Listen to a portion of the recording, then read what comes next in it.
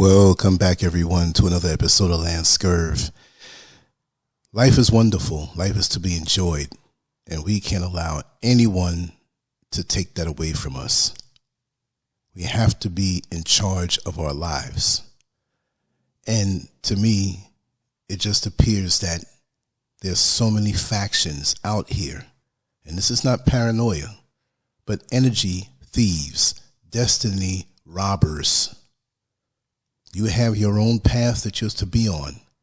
But for some reason, when you're on a righteous path, there's so many forces out here looking to take you off of that path and use your energy for their benefit. Well, today we're going to speak about mass engineered mental illness. And that's a term that I came up with, but I can see it so clear. And you know, when you come here to Lancescurv, you're going to get brutally honest, opinionated commentary.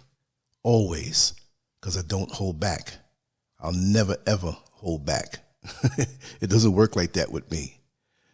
But you see, the world today doesn't seem like a place that we thought it would be. Now, you know, when you were younger, much, much younger, and you had a projection for the future, and you said, okay, if this trajectory, even if you didn't use that word at a younger age, if this trajectory didn't or continues on this way, then the world should be this nice place. Even though nice things weren't always going on in the world, but at least we know that there's some good. But things are not right. Things don't feel right.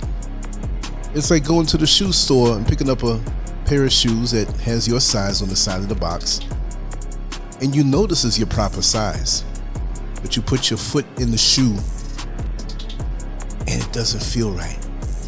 What do? Go ahead and just get it make the purchase because it said that on the side of the box? No. Any fool would do that, but you make adjustments. So in this world, I see that this particular shoe size is not fitting my life and my lifestyle, so I make adjustments. So I can enjoy my energy, I can enjoy the things I want to do, and yes, it is not being selfish to do you. But for some reason, there are ways where your energy is taken, and I refuse to give in to it. Call me a nut, I'm going to tell it like it is. The U.S. government and large-scale corporations may be pulling off the greatest covert operation of all time, mass-engineered mental illness. You heard that right. Through social media, the mainstream media, and everyday technology, our minds are being manipulated, molded, and controlled in ways that most of us would never suspect. I'm going to break that down for you. Oh boy, it hit me yesterday too. And I said, you know what? I gotta talk about this today. But social media isn't just an innocent way to keep up with friends and share cute cat videos or videos of your grandchildren to your other friends who are still alive. It's a meticulously engineered system designed to keep us hooked like junkies in a digital trap house. Trap house meaning drug house or crack house for those nerds who don't know what that means. It constantly feeds us content that appeals to our lower desires. Come on now, you know this to be true. Whether it's food, sex, or anger. The algorithm knows our weaknesses better than we do. If you have a tendency to overeat, guess what? You'll find endless content related to indulgent foods that trigger your cravings. The same goes for adult content, so to say, which, while some argue is harmless, keeps many stuck on a low vibrational frequency, interfering with healthy real-life relationships. And we spoke about expectations yesterday. If you missed that, you need to go back and get that. It's on Lancescurv.com, and it's on this particular social media platform that you're watching. But let's be real. With all the mindless scrolling, It's no wonder that we're seeing a rise in mental stagnation and moral decay. The content we consume influences our thoughts, desires, and actions. Social media has become a breeding ground for outrage, division, and addiction, making it a powerful tool for mass mind control. People find themselves forming groups based on shared anger or disdain towards certain demographics, religions, or ideologies, further fragmenting society. Isn't that the way it is? And don't get it twisted. This isn't by chance. It's an intentional strategy to keep us in a perpetual state of distraction away from any meaningful ascension of thought or action. While we're busy beefing over trivial matters, the real controllers pull the strings behind the scenes.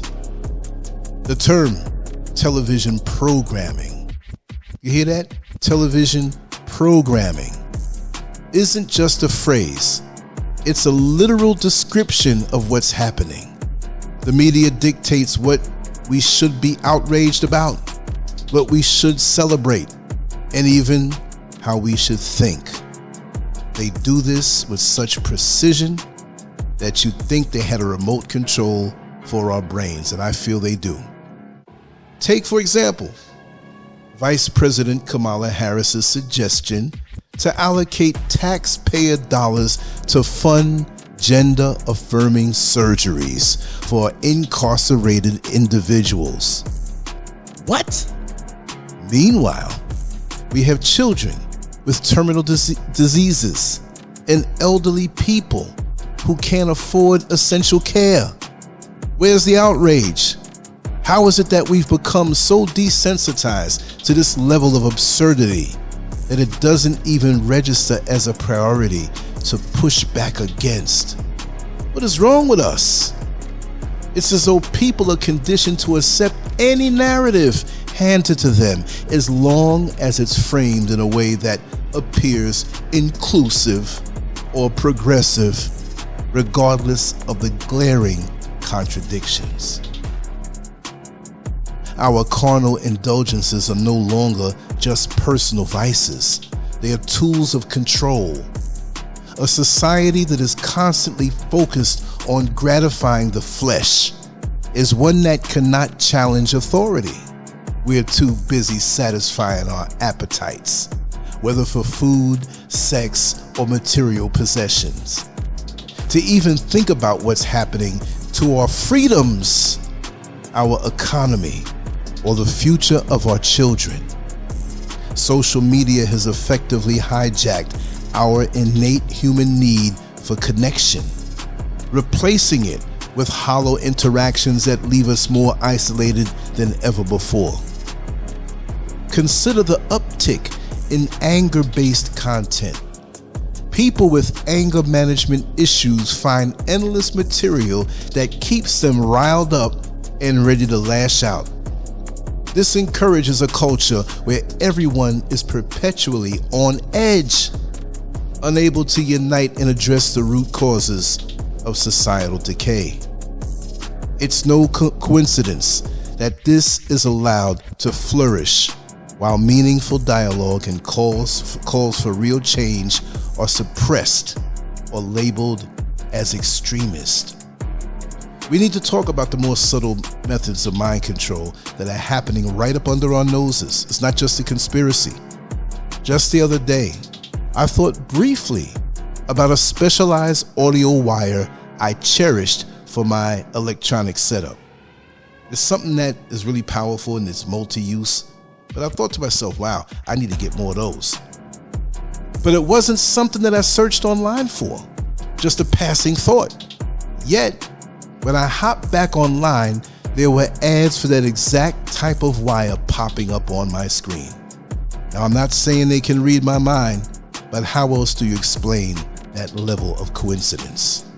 It really happened yesterday, and that's why I'm talking about this today. I think they're so far advanced, more than we could ever understand. But see, the thing is that We're so caught up in watching our porn. We're so caught up in purchasing that family-sized jar of Vaseline so we can lock the door and indulge ourselves at night. We're so caught up in the celebrity gossip and who's laying in the bed with who in the whole Diddy situation, which is perfectly timed for this election and other things that may happen. Everything here is not happening by chance.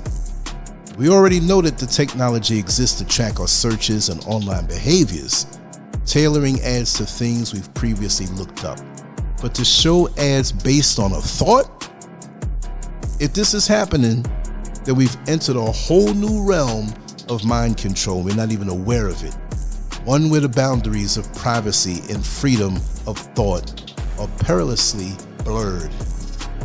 I'm going to get technical here because people are going to say, well, you're just thinking things, you're just snatching thoughts out of the top of your head.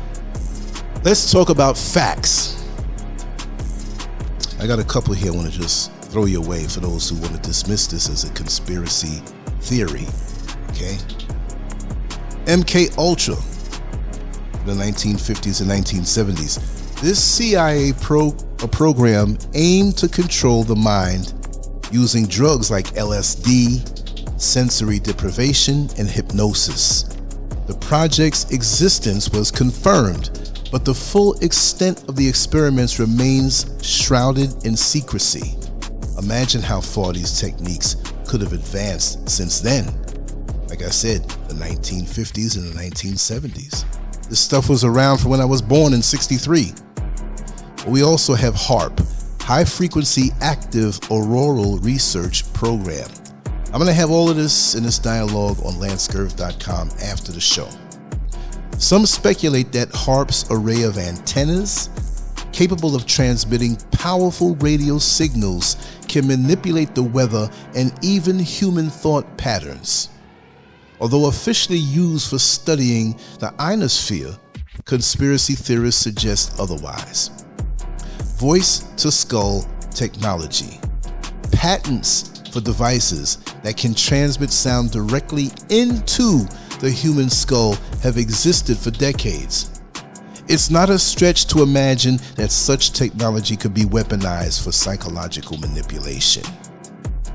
Project Blue Beam. I was going to say Blue Bleem. All these weird names, right? But these things are effective. This alleged conspiracy shows that governments can project holograms into the sky to simulate religious events or even alien invasions to control the masses.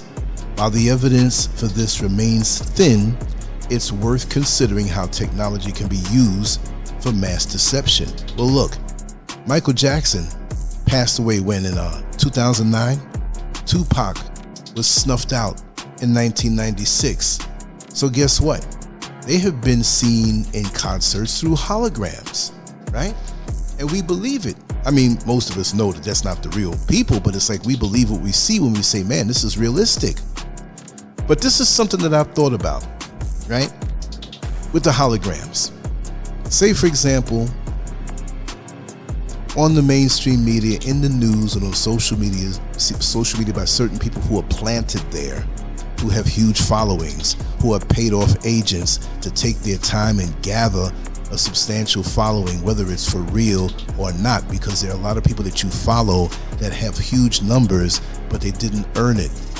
In agreement with the government, they were allowed to have those huge numbers, which would attract you because you think it's something positive or popular or meaningful. Everybody else is looking at it, it must be something good, right? And they can shut down who they want to shut down. I'm not bitter, but I'm shut down. But I'm cool with it now, right? I'm laid back and retired and just taking my time doing my thing out of enjoyment. But here's the thing. What if at the perfect time that they want mass chaos, what if at the perfect time that they want to bring in, what is this thing? Oh God, it slips my mind. Didn't write it down.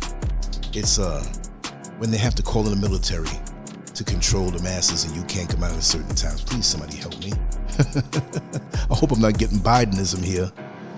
NFN Shaka, welcome Matthew White and Charles Wilson.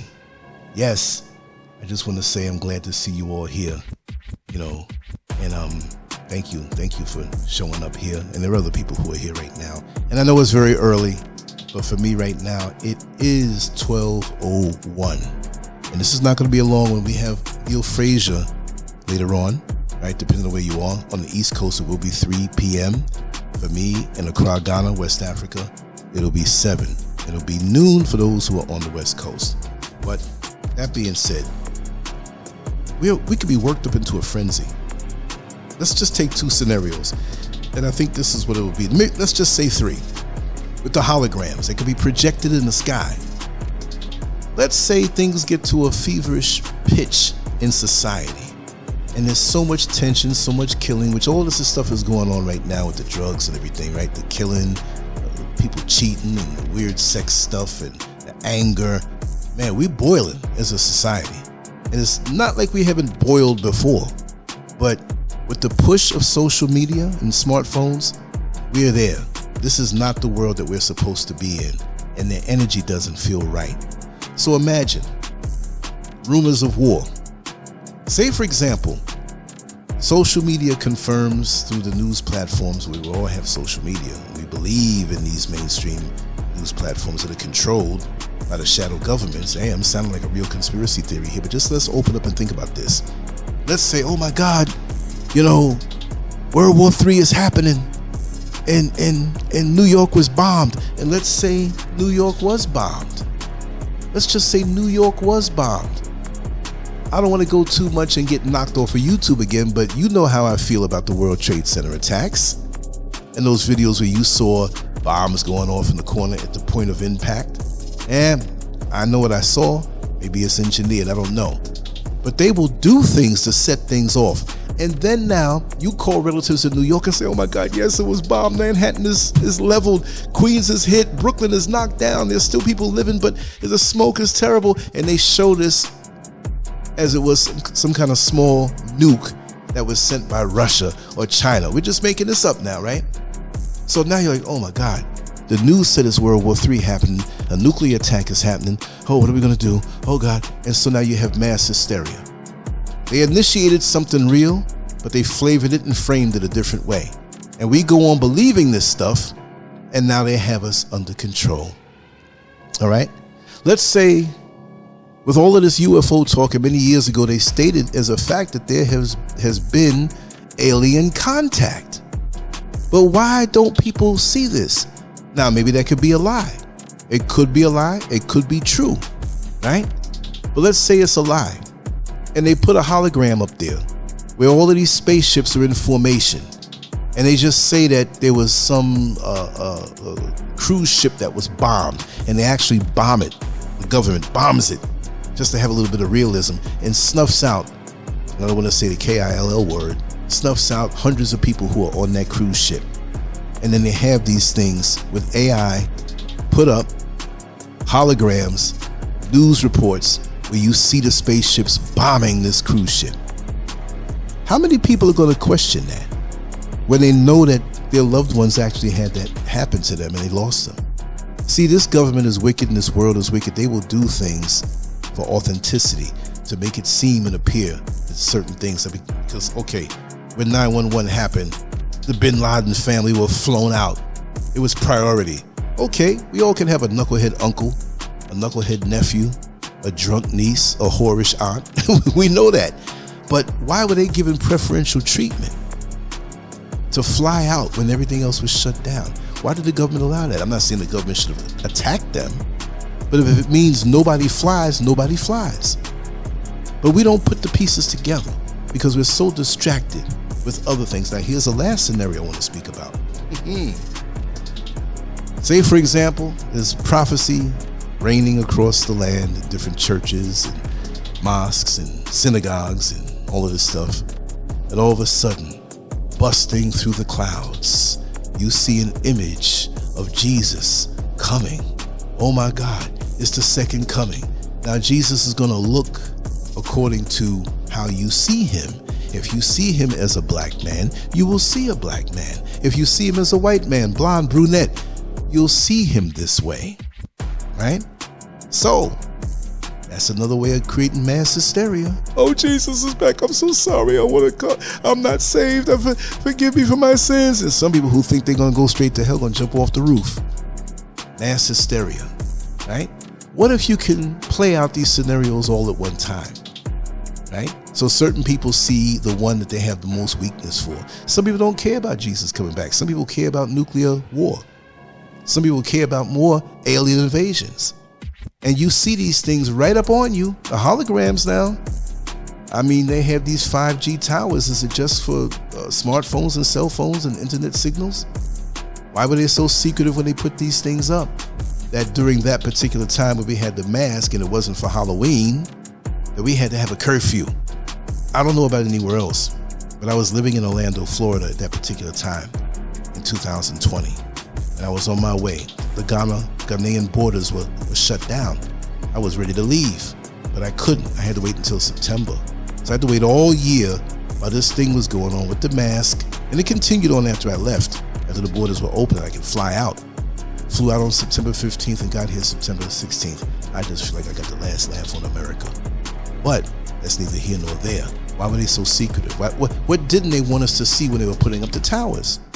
But they used this other mask-wearing excuse that we had to have a curfew as though that thing that they said that ended in 19 had working hours. Well, we're not gonna, it's gonna come out more at nighttime, so you need to be in. Oh, please. Most of us don't think. And here's the last one I want to talk about. DARPA's brain-computer interface projects.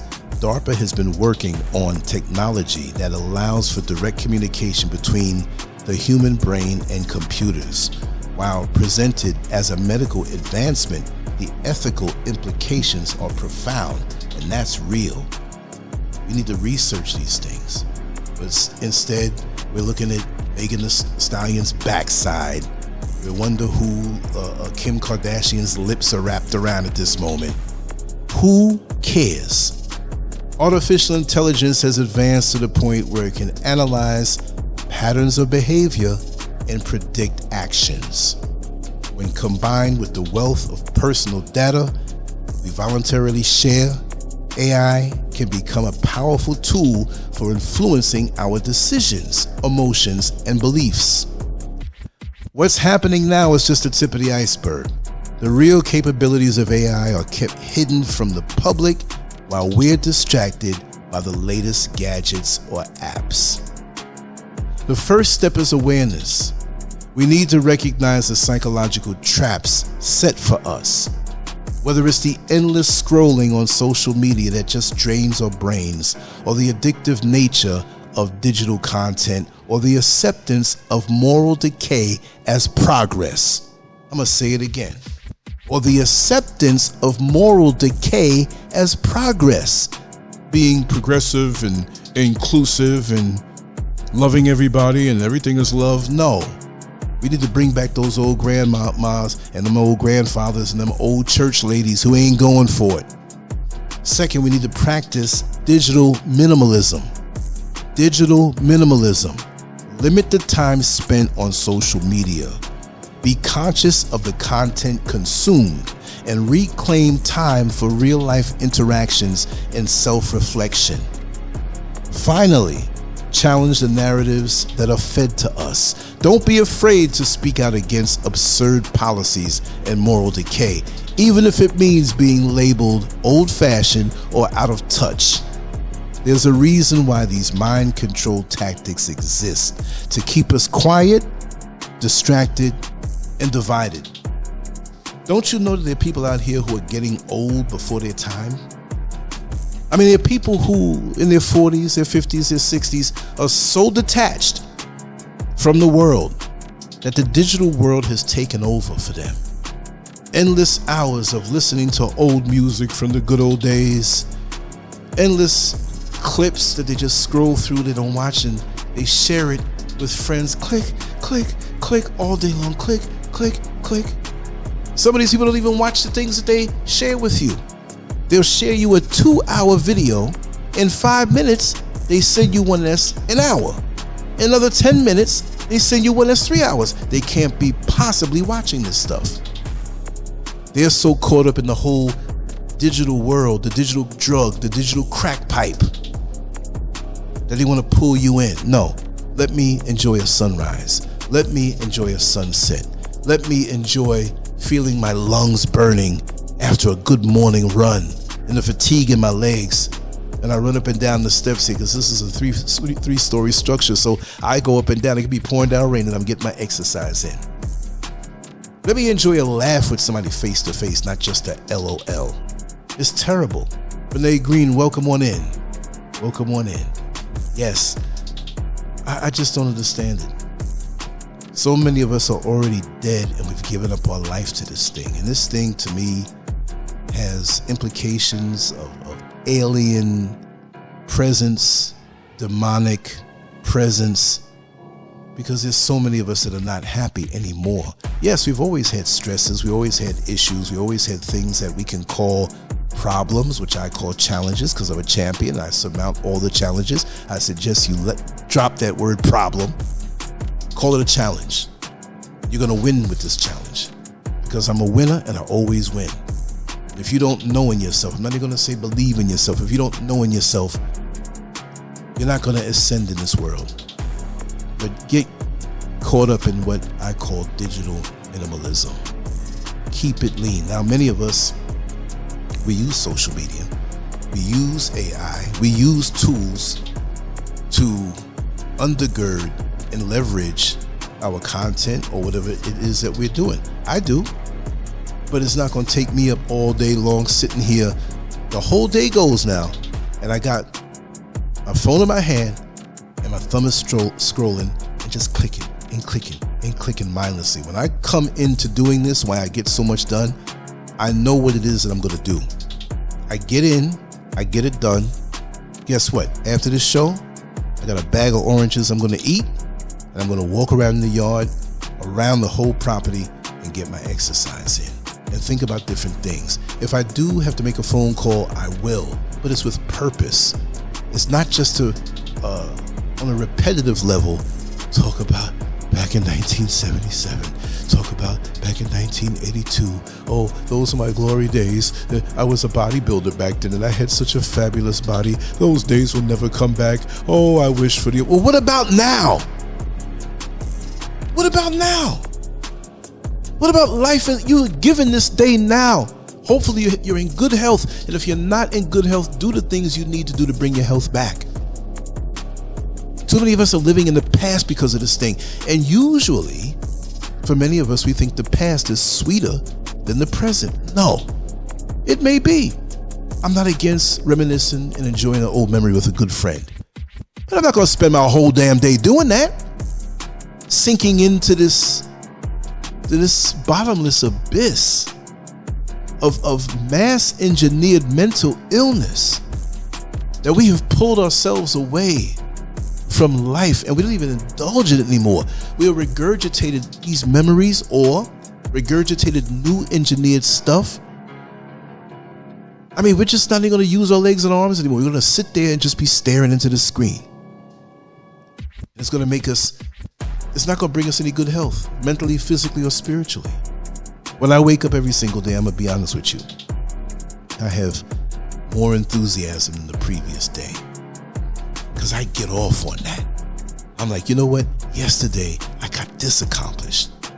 Today, I hope to accomplish this. Now, things happen. Things happen. It'll throw you off, but you got to have a plan A through Z. But you never let anything knock you down and never let anything capture your mind to the point where you can't do anything now. Because I'm going to say it like this. If today your mind is dominated, and I have no problem with you splurging on certain things when you want to, you might be tired. You have the phone in your hand. Okay, let's see. All of a sudden, maybe I was talking too much. My program muted me. Maybe it's time for me to go soon. I'm going to leave soon anyway, right? But like I was saying, digital minimalism. We are so much caught up in the past or fantasy that we're not doing what we have to do now with our energy. You see, we're not doing what we have to do now in the present time. Okay, we have good memories from the past. Depending on your age, okay, I'm 61. I can go back 10 years, 20 years, 30 years, 40 years, 50 years. Before that, it gets a little blurry because I was younger. But I can go back pretty much to 3 or 4 years old. And I remember a lot.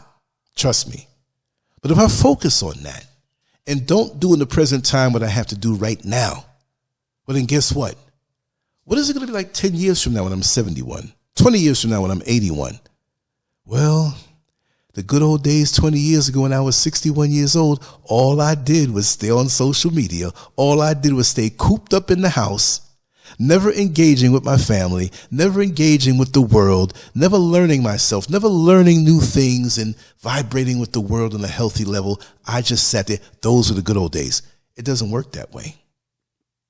And what will the children today do when all they realize is that they just stayed on social media and these mind-controlling devices that keep us from engaging? The little boys now, they're soft, not all of them, but the testosterone is reduced by the foods that we're eating. You see how we're being attacked as a society across the board, where everything else is encouraged. Be yourself. Come out of the closet. Live the life the way you want. If you want to identify as a monkey, if you want to identify as a cat, if you want to identify as a woman and you're a man, it's okay to do that.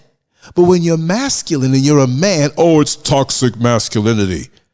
So this societal direction is engineered by evil people who do not like the natural order of things. And you got to remember that.